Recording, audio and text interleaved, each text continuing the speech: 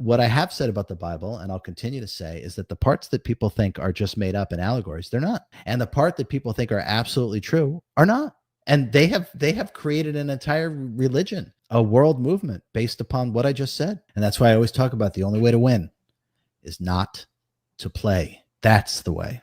If the revelation method is true, right? And you said that about scripture. That's all it was a script. How much of the Bible is written in that fashion then? I want to draw your attention and remind you that I'm doing for the first time ever a live virtual workshop that takes place a week after my new book, The Law of Attention, comes out.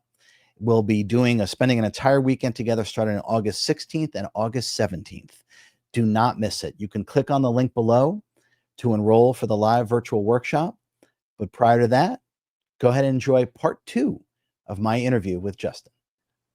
Okay. There's no way to answer how much of the Bible was written. Like, we would be here exactly how many pages, right? Which words, which specifically. So I know I started teaching a course on the Bible Deconstructed, as you know. So how much of it? There's no way for me to, to quantifiably measure that. But what I have said about the Bible, and I'll continue to say, is that the parts that people think are just made up and allegories, they're not. And the part that people think are absolutely true are not. And they have created an entire religion, a world movement based upon what I just said. They want you to believe certain things to be true, and they aren't. And they want you to dismiss certain things that are true as just some kind of crazy story. I mean, it's masterful. It really is. It's just a masterful. And remember, some of these beings have such an advanced intellect that humanity has no real chance trying to match your intellect, trying to figure out.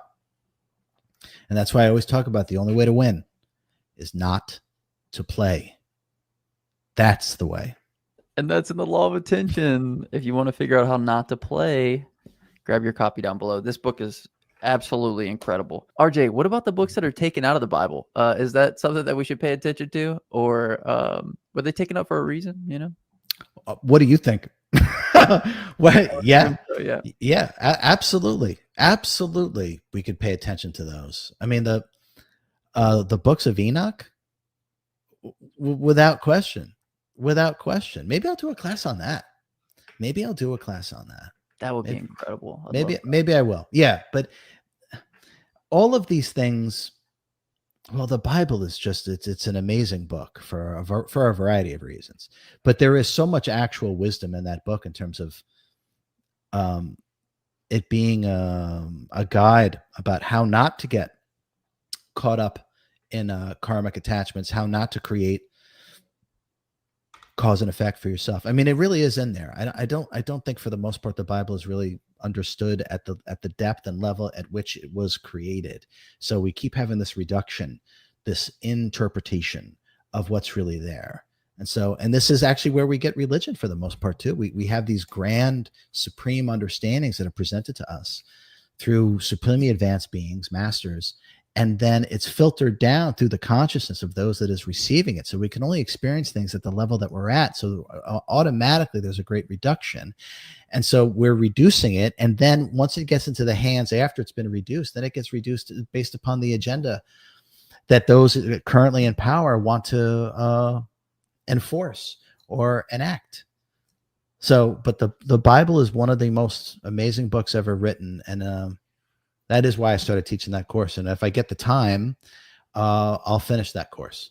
But yeah, the books that have been taken out, they were taken out for a reason. And some of them are really revealing. Do you think God's ever going to do another edition or like an update or maybe like another book that needs to go? You know what I mean? Yeah. Well, it depends which God that we're talking about, right? And I talked about who Moses was actually talking to and who Moses actually is, right? I've talked about that.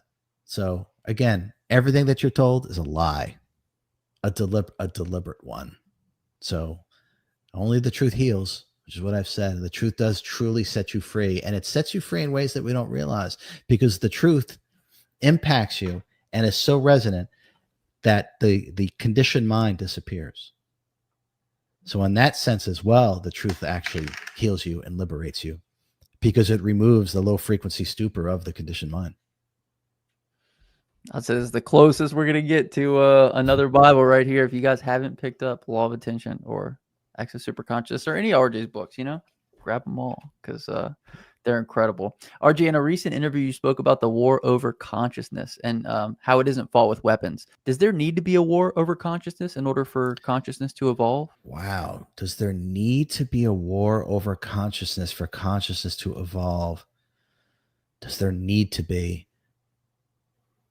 There needs to be a war over consciousness for certain aspects of consciousness to become, for us to become self-aware of certain aspects of our consciousness. I hope that made sense. Okay. The answer is yes, and the answer is no. How annoying. Okay. So, right. Give me an answer, RJ. I am. Okay. So yes, in the sense that humanity has proven time and time again that it gets the most out of itself when it's cornered. And that's just the truth. And we can even think of like a work deadline, or we promised we would do something right by the last day of the month or whatever, right? We wait and wait and wait and wait and wait. And then we go like crazy the last 2 days of the month to make sure that we get it done, whatever the hell it is, just as an example, right? So we often don't realize what we're really capable of until we kind of cornered ourselves with almost no time left. And then we just spring into action and we get everything done that if we would have done it another way, it wouldn't have been as stressful or as anxious, but we wouldn't have learned certain things about ourselves. So you can kind of see how the war does engender certain tangible aspects of self-awareness.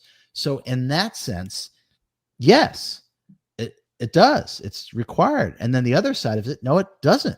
So the no part is that we have reached a point in the evolution of our consciousness within this specific flowering of our consciousness that we can evolve through higher intuitive functionality and operating in a more higher frequency way, and not necessarily through low frequency pressure.